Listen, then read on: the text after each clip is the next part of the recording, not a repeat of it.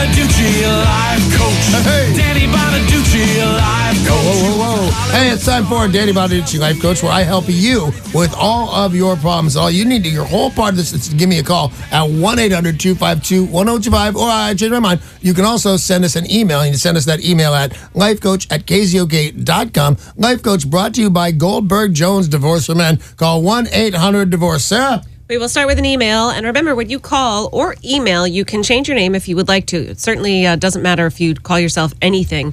The point is that you need help, and Danny Bonaduce can help you. I always forget that. I was talking to my third Becky on Friday, and I went, oh, you're not really Becky. You want to keep it a secret. All right.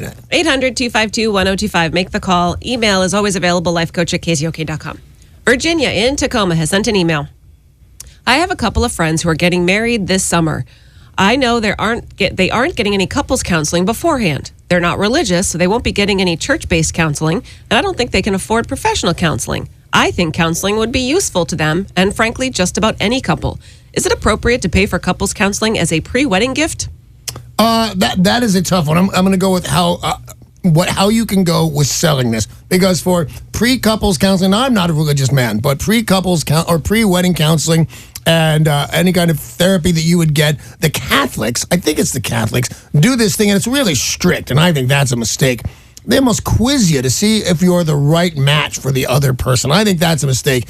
But I think if you have any idea what's coming, if there's any way at all you can get an idea of what's coming after your marriage and how fast it's coming, I am a big fan. So if you can sell this right, as I went through it, my parents went through, whatever it is that makes you the expert on giving this out, and it helped so-and-so, it helped me, it helped them so much, I just thought I would give this to you. I hope you love it as much as I think you will. They're going to go, at the very least, they're going to go, well, that was sweet of her. They're not going to go, who does she think she is? But it's all in how you sell this. So I would say sell it the best that you can, that this seems like a good idea.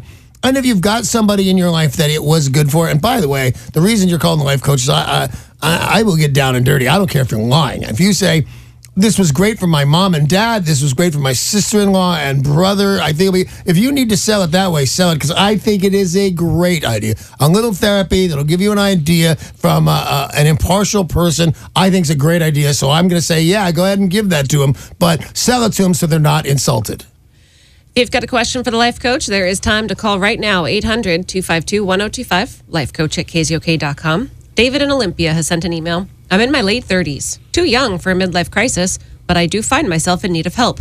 I have not accomplished nearly what I thought I would have at this age. I'd like to have a more fulfilling, better earning career, and I'd like to live a healthier lifestyle. I'd like to travel more. I'd figured I'd have kids by now. I don't know where to start. Making such huge changes feels overwhelming. Can you provide some motivation to help make me better?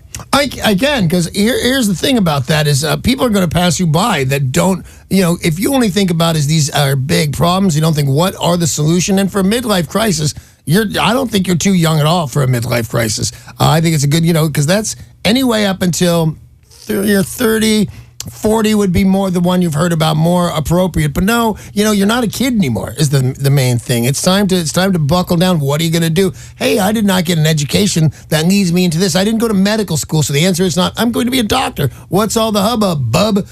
If you don't know what it's going to be, and you're 30 years old, you don't know what it's going to be around the next corner, no wonder that you're in a panic. I would relax, take a step back. Well, you said, I want to travel. Well, is there an occupation in the travel industry that you could take? There's usually a solution found in the quandary. So that, is there something you know what? I look at, and I don't know if I'm going off track here or not, but do you know what are popping up all over the world? And I thought these things were dead over with the internet. Travel, what's agent? Thank you. Not travel agent exactly, but thank you. If you look at the shows that I like to watch, I like all the cooking shows and all the travel shows. I'm glued to the Travel Network all day long.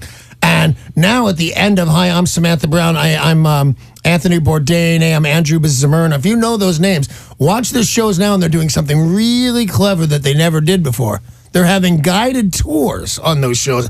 I'm seeing a whole new industry, not even a new industry, an old industry coming back. I'm going to say that if you put that in there so hard, and finding the woman that you love and having kids, remember, all these things don't necessarily go together. If you're not sure what you want to do and you want to travel, the answer is not marriage and a kid, my friend. You get married tomorrow and start having kids next year. Say goodbye for at least a very long while to the travel. Not goodbye. I traveled with my kids. But you know what? I'm free and ready to go anywhere I want. That's going out the window. So I'm going to say try, and the answer for you is, unless you're going to go to not a technical college, but unless you want to find an occupation, go to school and be trained to do that thing, I'm saying, hey, man, I think there's a job out there for you in the travel world and that you should look at that. And I'm telling you, while you're doing that, you're always going to find the girl. I promise you this, man, because everybody thinks that's the biggest deal. It's not. That's a gimme. You're going to find the girl. I say travel first, get trained for an occupation if you need to, but look into the travel occupation. That's the thing for you, I'm pretty sure. If you've got a question, there's still time to make the call to the Life Coach at 800-252-1025. We've got a lot of emails. This one comes from James in Tukwila. Alrighty. At the end of a long-term relationship after the end of our long-term relationship a few months ago, I've started dating again. I've gone on several dating sites. I've met some nice, intelligent women, but they're just not very good-looking. I'm wondering if I'll have to settle for someone who is pleasant enough but not hot. Am I expecting too much to want to meet a woman in her late 20s or early 30s with a great personality who's also smoking hot? You know what? I was with you all the way till this smoking hot. Smoking hot, in my experience, smoking hot becomes kind of the end of their career. Oh, I'm smoking hot. I'm not doing anything. You know what? It's not too much to ask for a pretty woman with an education. Not. But, you know, I wouldn't put that label of smoking hot on them. You know, I think you're going to miss out on some other things. And there's a woman right now on my TV. There's some reason this lady's on my TV. She teaches at Harvard. Boy, I watch a lot of TV. And my wife got mad at me because I was kidding, and I said, she's on telling some story. It's in the news. She's in the news right now, and she's the expert on it. I said, I have the biggest crush on this girl because she's talking about whatever she's talking about. It says professor of whatever at Harvard. My wife got furious, man. It's like I could have said it about a girl in a bikini. She wouldn't have been mad. So you could get smoking hot and smart, too. You can. They're on CNN talking about something right now. But the fact, I don't know that that's what you should look for. You should look for pretty. Really, I have found, and let's just say this because my wife is saying, oh, she's so smoking hot, it scares me, man. I wake up and freak out. She's so pretty. But having said that, you know what? Smoking hot's like a lot. That's it's gonna. I think is wait till you marry a chick that's smoking hot, and it starts to fade. You are going to have the most bummed out human being in your house. Why don't you get a girl who looks like you look? I'll bet you look good. I'll bet she looks good. Everybody's good. Everything's all happy. But if you're really seeking out, and I'm being dead serious here, if you're seeking out the smoking hot girl, I pretty much guarantee you trouble in the future. I have a friend who is single. He's in his 40s now, and he's still single because he's waiting to meet a model. And he's met models, but he's not 20-something anymore.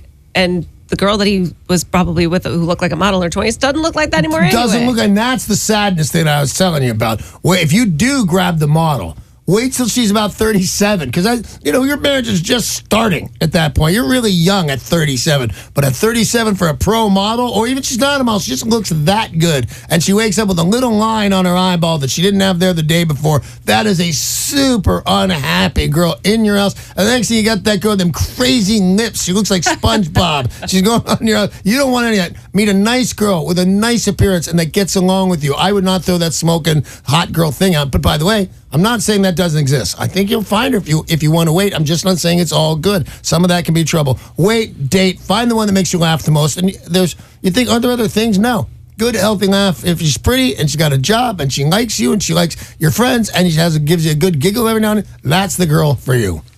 All right, we've got time for one more email on Danny Bonaduce, Life Coach. There's still time for you to make the call to 800-252-1025. Ben in Renton sent an email to the Life Coach. The girlfriend I dumped is accusing me of ruining her life. But then she'll immediately turn around and say she's preparing for the day that I see the light and take her back. Life Coach, She's a lunatic. Let's get that out there right now. This girl's a troublemaker, and you should change your address and your phone number. Back to you. Life Coach, this is not going to happen. I am not going to take her back. I don't want to negatively impact her life by further saying we shouldn't have any more contact and we can't even be friends, but I'm not sure what else I can do. How do I help her move on and get on with her life? Get over me. Boy, do you... you sound like such a tough guy on that, but you're right. Get over you. You're absolutely right. If this is what's really happening, and you're not trying to sound good, and I don't think you are, if this is what's really going on, I am telling you that I have had things like this play out worse than this is going for you. Pretty soon, she's going to be coming by your house, driving by at night, showing up the same place while you're on a date. You need to help this girl move on because you need her to move on. She's going to be big trouble. How do you tell her? The best way is to back up a little bit, let her find somebody else. Because if you're the do-all, end-all, that's what she knows. She's not going to find anybody else. As long as she has any hope that you're coming back, she's not going to get over you. She has to know there is absolutely no hope that you're coming back. And that means I think you need to change your phone number. I need to maybe not go to the same places you do. You have every right in the world, my friend,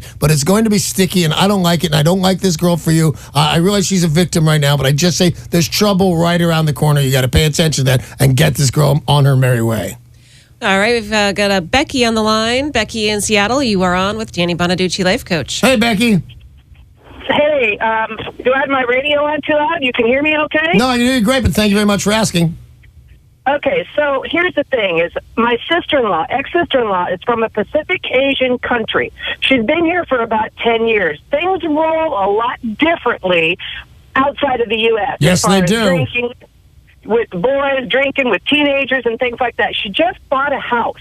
And I thought things were going to be cool with her. I thought, she was going to be very responsible with her family and everything. She's got a slew full of kids, a lot of teenage boys. I think she's partying, letting the boys party too much. I'm afraid her house is going to become the party house, and I'm afraid that she's going to get busted.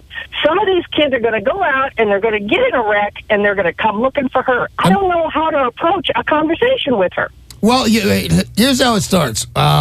You start by telling her that. And I don't even know if you have to say, she's been here a decade. I don't know if you have to say things flow differently here because she obviously knows. What she doesn't know is how weird and fast they can go the other way. And you're absolutely right, Becky. When you say, hey, one of those kids is going to go out of this house, get in a wreck, and they're going to say, where did you get the booze? And they're going to say, that house, the party house. Everybody knows that house. And your sister-in-law is going to get in a whole lot of trouble. So start number one. Number one you do is you tell her. Calmly and correctly, and just tell her what she's getting into, and you hope for the best. Now, after that point, it still stays any of your business, and I don't really know what business it is of yours. I would say if you don't want to wait, I would seriously consider calling the cops before anybody crashes. Sarah just looked at me like, what? Somebody's going to go crash the car. Becky's right. Call them before. Very early on when the kids start showing up, maybe they're not drunk yet. Maybe there's not any drugs there. And maybe this is the time that, this is the warning thing. But I'm going to say, talk to her like you talk to me. Tell her what's up. And then if this really still bothers you very early on, before anybody's too drunk, you call the cops. You say, there are 14-year-olds. That'll get the cops there in a hurry. Drinking at this address, and the cops will show, and hopefully, like I said, not too much alcohol has passed by, and she'll get a hard and stern warning from the cops, and she'll listen to that. Thank you very much, Becky. I thank you very much for calling. I appreciate it. That's all the time we have for Danny Bonaduce and Life Coach. Life Coach brought to you by Goldberg Jones, Divorce for Men. Call 1-800-DIVORCE.